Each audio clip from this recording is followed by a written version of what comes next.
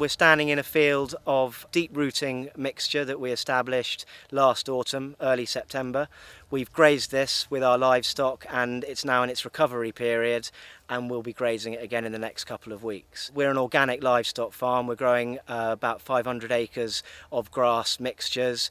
The Cholderton ley we started off with, but we found ourselves moving to a slightly different ley more recently in recent years to try and get more productivity from this ground. We're on quite thin chalk soil, not inherently that productive.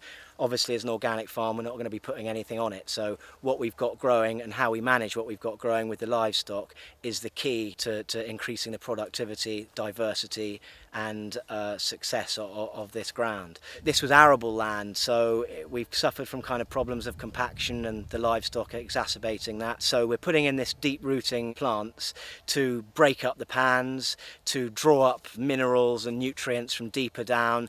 What we started putting in, we've got a little bit of ryegrass, but much more cocksfoot, timothy, and we have in here also obviously chicory just coming into flower.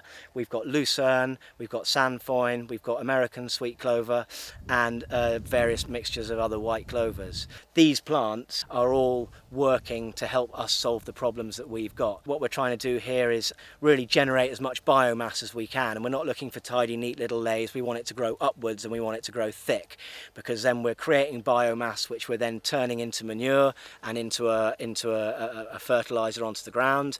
We're trying to build soil. So what we're doing it with is Indian water buffalo. We've got a herd of about 200 animals, breeding animals, cows, about 70 cows, young stock, bull obviously. We're in the second year of experimenting with a different type of grazing management. We mob the whole herd up into one group.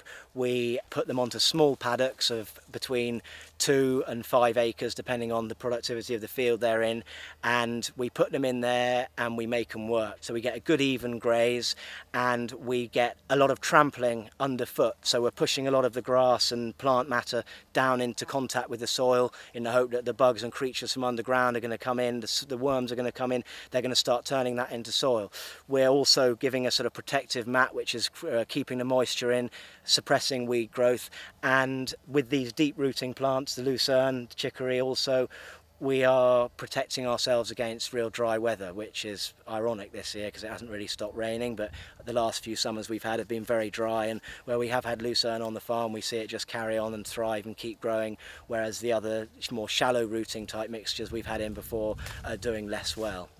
We've been using Cotswold seeds for a few years now, and there's I think a very interesting dynamic between just people providing us with the seed and how the farmers are then managing it and making use of it. And so all this chicory is a new thing for us, and we'll talk to the people at Cotswolds about the role that each thing has got to play, and of course the essentialness of having the grass and the clovers in there, but what other things we can put in as well.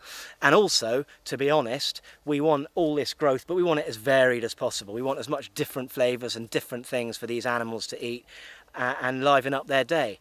Every day they're going onto a fresh paddock of grass and they've got this stand in front of them that they can mow down and get all the different benefits of the different plants. What we're finding with the buffalo is that they like eating mature stands of grass. They're getting the seeds out of the grass, they're eating off the seed heads, they're knocking a lot of grass seed to the ground, so we're getting new grass growing through, and they are doing very well on it. The dependence on ryegrass and high input systems is not really doable in the long term. There isn't the money in the livestock to maintain that sort of system, but there isn't the finite resources available for us to continue using them so heavily. So what we're looking at is finding natural systems, looking to the past, looking to how things were done in the past, looking to new ways of doing things to try and get productivity and get things working without a dependence on fossil fuels. There isn't a one solution to everybody's problem. You can grow ryegrass and put nitrogen on it, or you can think about the problems that you've got where you are and try and find ways of solving them by what you grow, and also by how you manage your animals and how they are going to be working in tandem with the plants that you're growing to address these problems and get more productivity. And of course, the more we can grow, the more we produce, the more buffalo we can keep, the more dung we're going to get on the ground. And what we're really hoping for is better growth, more animals, more meat, and as a sideline to soil repair, a bit more money too.